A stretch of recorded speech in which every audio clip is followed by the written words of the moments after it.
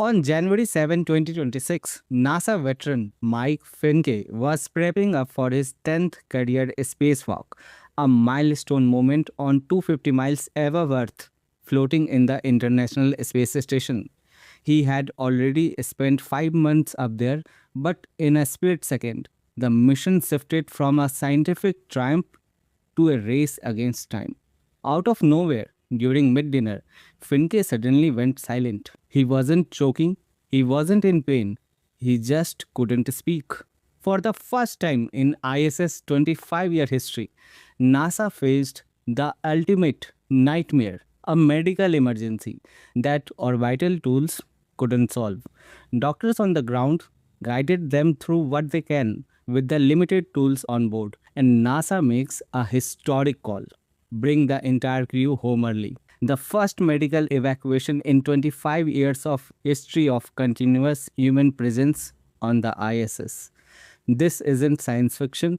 This happened in January 2026 to a veteran NASA astronaut, Mike Finke, on Crew 11.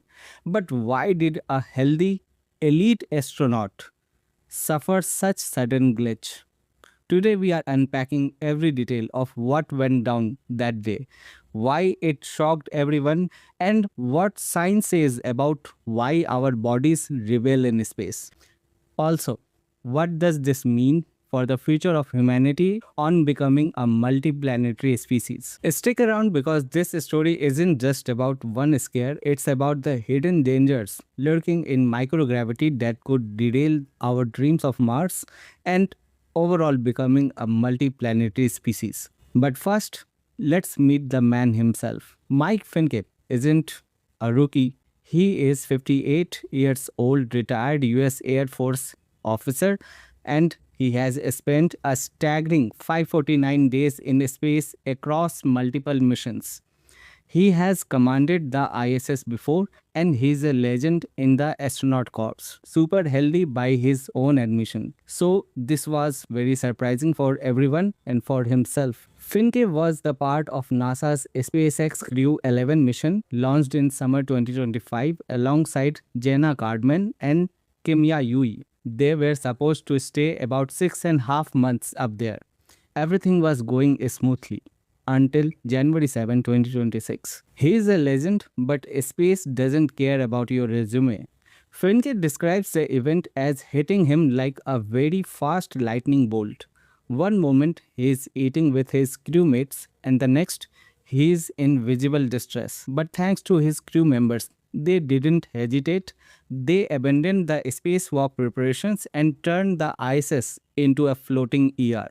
They reached for the station's most powerful diagnostic tool, a portable ultrasound. In space, fluids don't behave. Your blood volume shifts toward your head and your organs float. Even a simple checkup becomes a physical challenge. Finke later said, ultrasound machine came in super handy, allowing the flight surgeons in Houston to see inside his body in real time. But despite the tech, the diagnosis remained a mystery. NASA has a stay or go protocol. Most issues like rashes, minor infections, even a kidney stone can be handled by the on-board pharmacy. But Finke's inability to speak was a massive red flag for them also. For something the ISS just couldn't handle, a potential neurological event or a hidden cardiovascular crisis. On January 15, the crew initiated the first ever dedicated medical evacuation. The Dragon capsule had to perform a high-speed deorbit, splashing down off the coast of San Diego just 11 hours after undocking. The mystery deepens. When doctor ruled out a heart attack, they ruled out even a stroke. They even ruled out the bends, which is the decompression sickness that usually happens in space. So what was it? To understand what really happened to Mike, we have to look the latest research on long duration space flight. Finke had been up there for 5 months. Well, the recent studies highlight 3 major space medical hurdles. Like the first one, SANS, space associated neuroocular syndrome.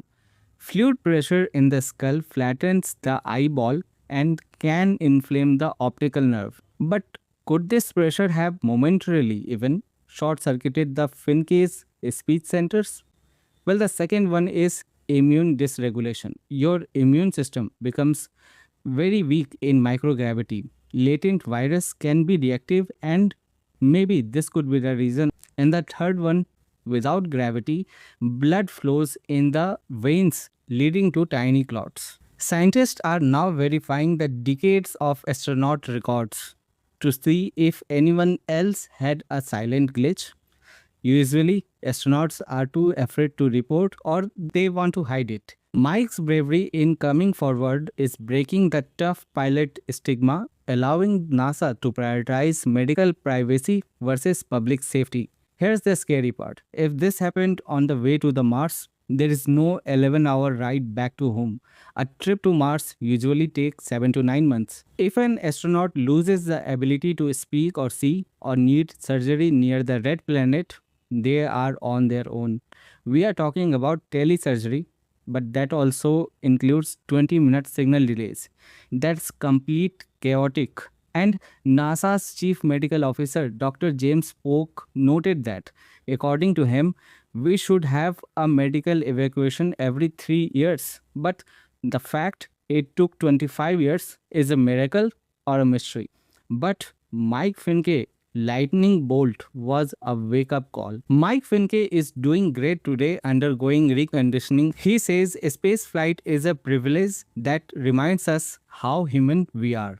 His story isn't just about a medical scare, it's the first real test of our planetary lifeboat system. We proved that we can get someone home fast from low Earth orbit, but now we have to figure out how to keep them safe when home is millions of miles away. What do you think?